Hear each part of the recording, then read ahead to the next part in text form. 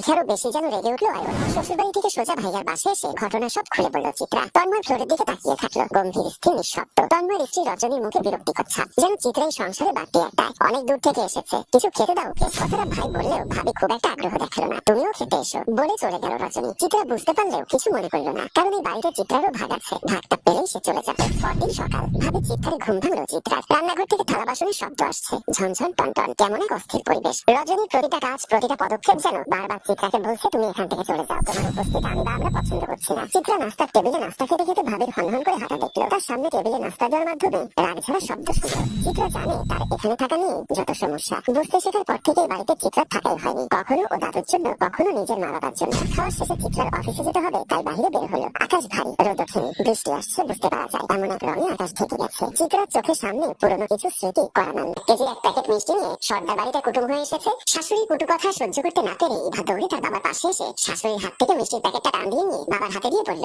যদি লজ্জা থাকে দ্বিতীয়বার আর কোনোদিন এই বাড়ির চৌকাঠে পা দিবে না। আর মনে রাখবে, ইভা নামের তোমার মেয়েটি 3 মাস আগে মারা গেছে, নিজ হাতে কবর দিয়েছো। যাও এই মুহূর্তে বাড়ি থেকে বের হয়ে যাও। বলে কান্না করতে করতে বাসার ভেতরে চলে গেল। আলিয়া বেগম মুখ ভেঙচি কেটে বলল, যত সব নাটক। ইভার বাবার চোখে পানি টলমল করছে। আর কোনো কথা না বলে চুপচাপ বাসা থেকে বের হয়ে গেল। আলিয়া বেগম কি যেন মনে মনে ভাবলো, তারপর আবার ইভার বাবার দিকে পা বাড়ালো। অপু সিঁড়ি দিয়ে নামতেই সামনে দেখা হয়ে গেল তার আপন ফুফাতো বোন মুক্তার সাথে। মুক্তা সালাম দিয়ে বলল, তুমি কেমন আছো ভাইয়া? আমি ভালো আছি, তা তুই কেমন আছিস? আর এত বছর পর কোথা থেকে আসলি? তোমরা তো আর আমার খোঁজ খবর নাও না, তাই আমি তোমাদের খোঁজ খবর নিতে আসলাম। আসলে ব্যস্ততার কারণে খোঁজ খবর নেওয়া হয় না। আমার বিয়ের সময় তো গেলাম না, আমি দেশে ছিলাম না। ভাইয়া তুমি দেশে ছিলে না, কিন্তু মামি তো দেশে ছিল। আম্মা শুধু আমার বিয়ের সময় 1 লক্ষ টাকা চেয়েছিল, সে কারণে মামি আমার বিয়েতে যায়নি। আমি এত কিছু জানি না। আচ্ছা তুই যা, বাসার ভেতরে যা। তুমি কি বাইরে যাচ্ছ? একটু তাড়াতাড়ি এসো, তোমার সাথে আমার কিছু কথা আছে। আচ্ছা ঠিক আছে, তুই ভেতরে যা, আমি এক্ষুনি আসছি। মুক্তা আর কোনো কথা না বলে বাসার দিকে পা বাড়ালো। অপু মনে মনে ভাবলো, কি ব্যাপার, মুক্তা আমার সাথে কি কথা বলবে? এমনিতেই মা ওদের চোখে দেখতে পারে না, তারপর বাসার ভিতরে এক ঝামেলা চলছে। ওকে দেখে আবার কোন ঝামেলা শুরু হয় আল্লাহ ভালো জানে। ভাবতে ভাবতে নিজের দিকে চলে গেল। এত সময় যা যা বলেছি মাথার ভেতর কিছু ঢুকেছে? আমার তো মনে হয় মাথার ভেতর ঢোকেনি। যদি মাথার ভেতরে গোবর ছাড়া বুদ্ধি থাকতো, তাহলে আজ আর আপনাকে এত কথা শুনতে হতো না। কাপা কাপা গলায় ইভার বাবা বলল, বেআইন আমাকে আর কটা দিন সুযোগ দিন, আমি আপনার সব দাবি মেনে নেব।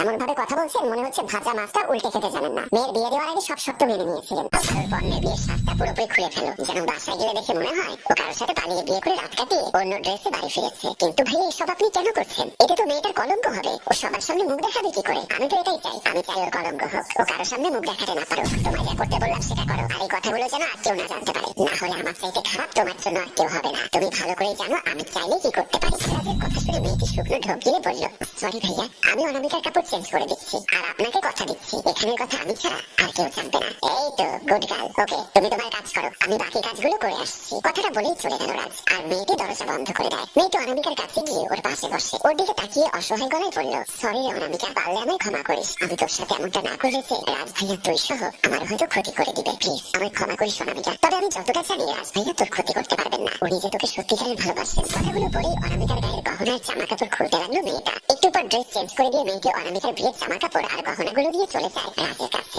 অনামিকা এখনো অজ্ঞান অবস্থায় পড়ে আছে বিছানায়।